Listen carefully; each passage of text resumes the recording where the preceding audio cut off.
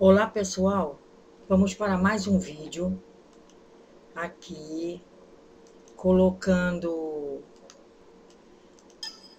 o agradecimento à espiritualidade superior que nos olha, nos comanda, né?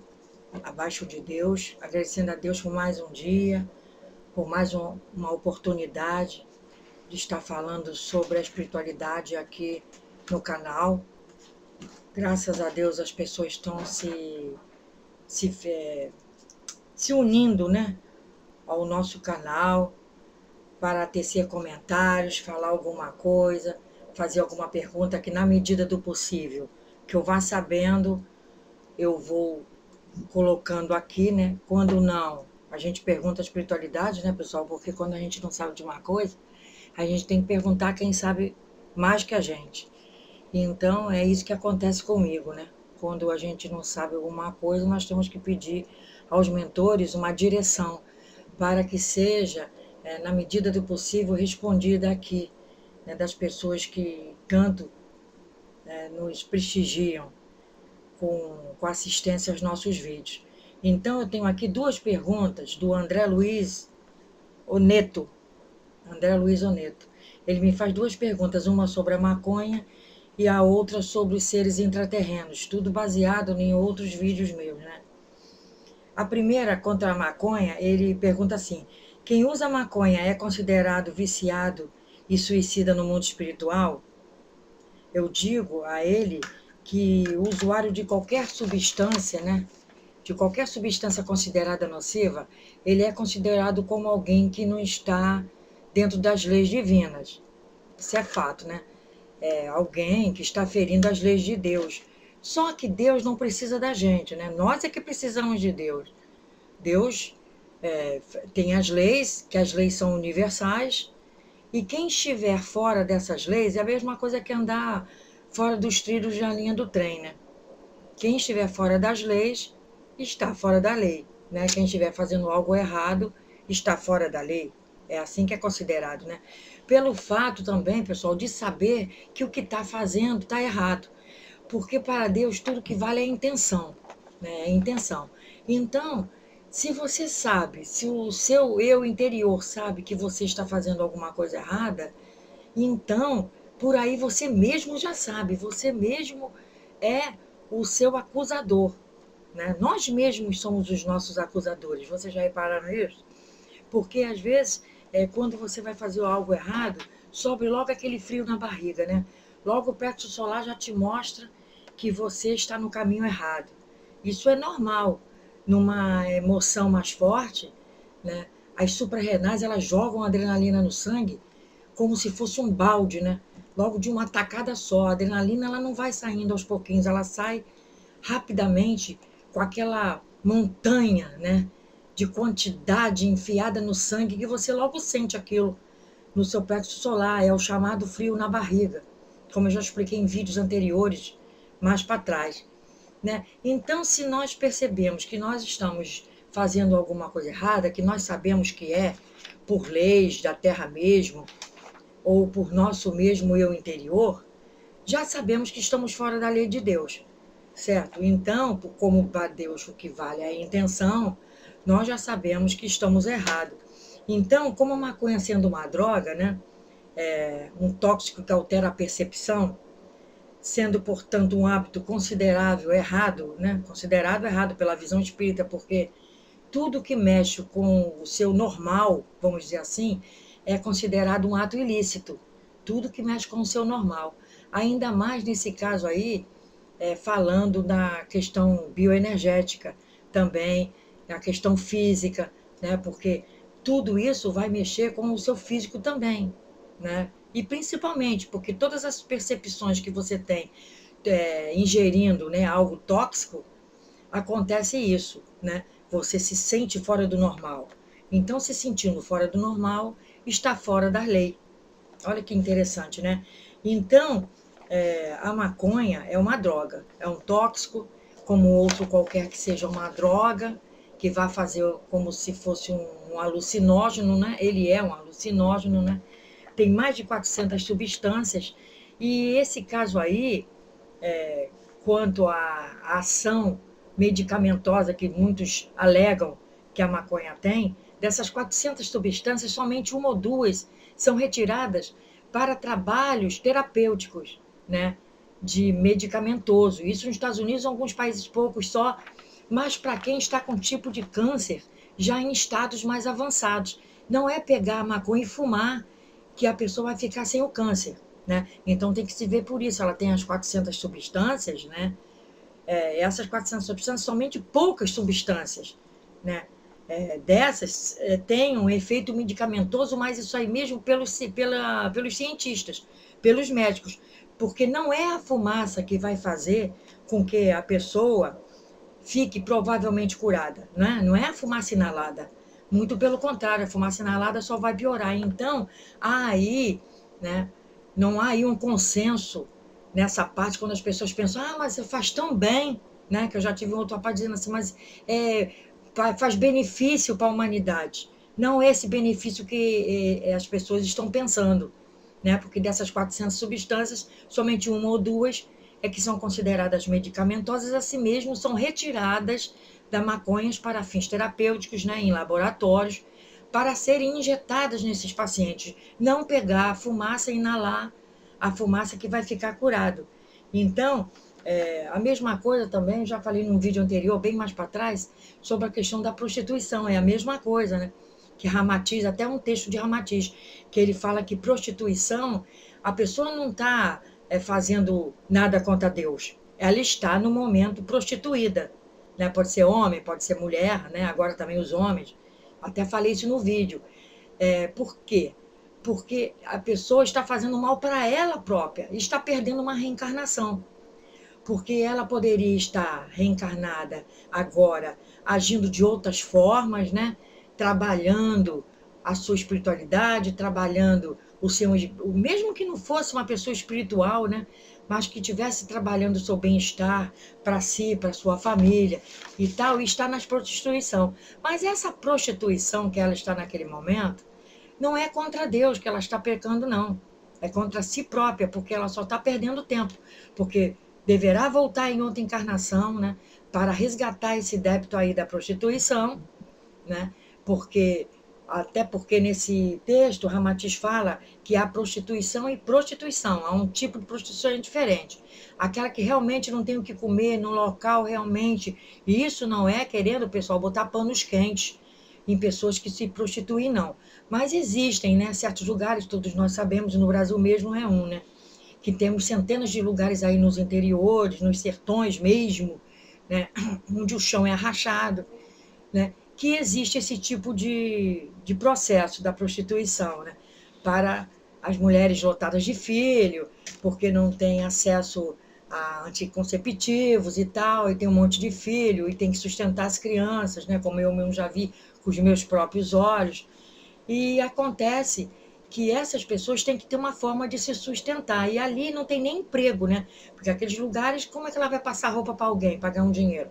Como é que ela vai cozinhar para alguém, pagar um dinheiro? Porque os casebres são naquele estado deplorável de penúria, como todos nós vemos aí nos documentários, nas TVs, né? Quando há esses documentários, vocês notam que as pessoas às vezes levantam a panela assim, tá água fervendo, nem feijão tem para pôr no fogo, e as criancinhas tudo com fome, tudo faminta. E aquela pessoa que faz aquilo, ela não tem vontade de fazer aquilo. Agora já é diferente da outra, aquela que se prostitui, né, nas cidades grandes, que nas cidades grandes tem, né, pessoal? Se vocês recorrerem, tem trabalho de passar uma roupa, de fazer uma faxina, no mínimo tem esse trabalho, né? E tem também os trabalhos de auxiliar de serviços gerais, né, pessoal? Que ganha até não ganha tão mal aqui no Rio de Janeiro, não ganha nem tão mal, porque ganha insalubridade, ganha periculosidade, entenderam, pessoal? Então, esse tipo de prostituição, ela também não está ferindo a Deus, está ferindo a ela própria, é o mesmo caso da maconha e outras drogas mais, né? Que as pessoas acham que é uma forma de ganhar a vida mais facilmente, né? Mas que estão acarretando sérios problemas conscienciais futuros, né? Para encarnações futuras, né?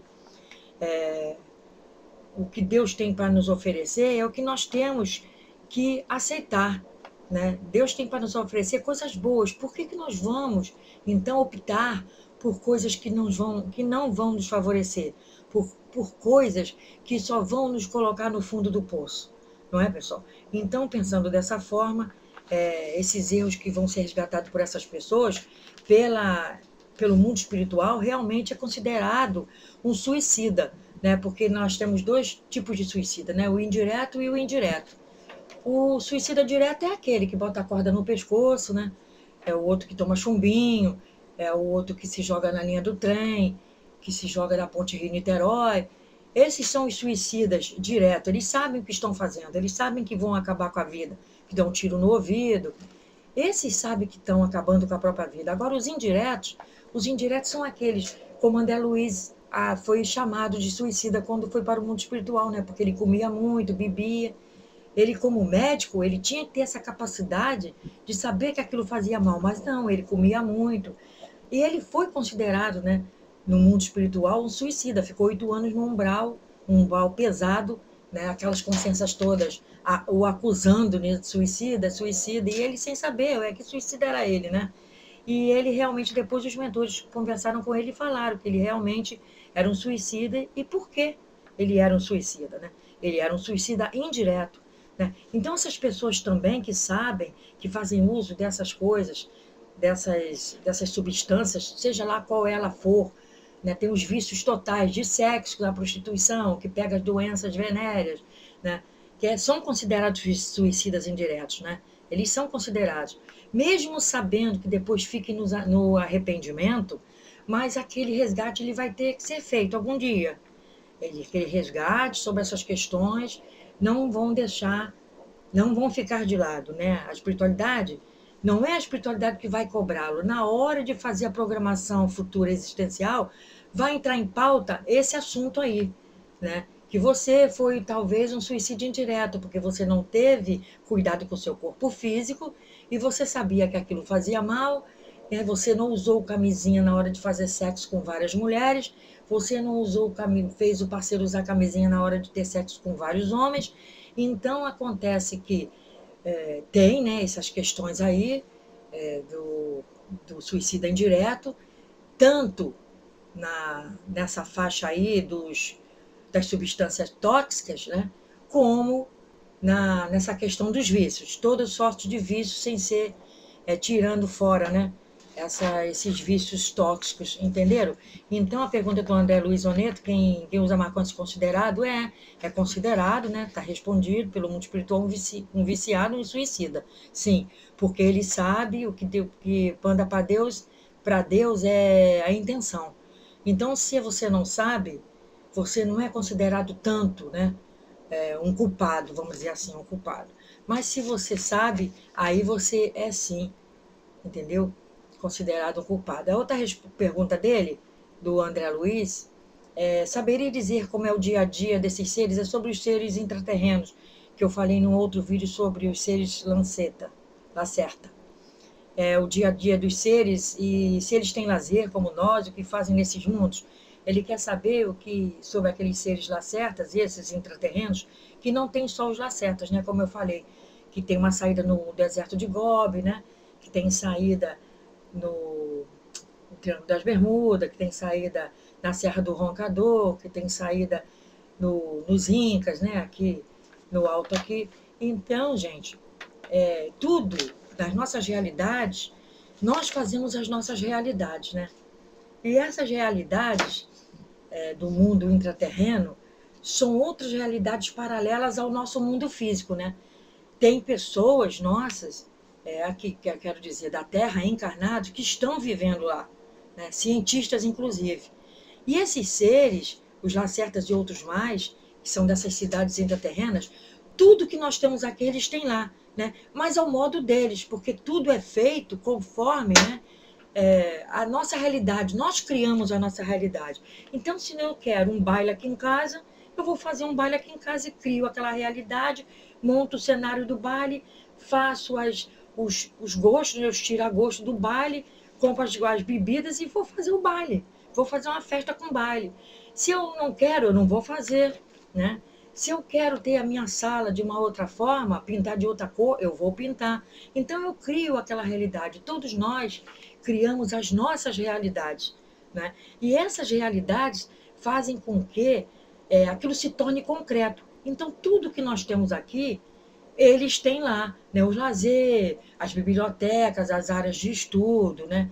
Grandes hospitais, jardins floridos, né? A tecnologia é mais avançada que a nossa, tanto é que as naves deles são umas poucas vistas dos Lacertas, né? As naves deles são pouco vistas na Terra, porque eles são muito introvertidos e eles ficam mais na deles, querem viver o mundo deles e, assim, vamos dizer, escondido, né? E eles não querem som, eles não são muito vistos, né? A nave deles é muito pouca vista. Inclusive, as naves deles são mais vistas no Polo Norte, no Polo Sul, né? Na Antártica e no deserto de Gobi. É por aí que saem as naves deles e são mais vistas por ali. As naves mães, inclusive. Certo? Tem centenas de outros tipos de naves menores que saem das naves mãe, mas para poder ter um contato com a Terra. Tá? Tem um sol central que ele é holográfico, um sol central que ele é um sol artificial, né, para manter aquele tipo de vida ali que é totalmente diferente, a atmosfera e tudo mais. Mas respondendo a sua pergunta, sim, né, todos nós temos a nossa realidade, formamos a nossa realidade, e os intraterrenos também têm as suas realidades dependendo da ideia concreta que eles queiram fazer para aquele local deles, ok? Então, eles têm tudo isso que vocês me perguntaram aqui, que você perguntou, né? Se tem lazer? Tem lazer, tem biblioteca, tem estudo, tem tudo, ok? Fiquem com Deus, qualquer pergunta vocês podem fazer mais, está aí no comentário do vídeo, né? O meu e-mail, tem também, pode fazer o comentário, alguma pergunta aqui pelo comentário do vídeo, ok? Vamos agradecer a Deus mais essa oportunidade. Espero que tenham gostado. Muita paz, muita luz e muita saúde para todos. Obrigado. Fiquem com Deus.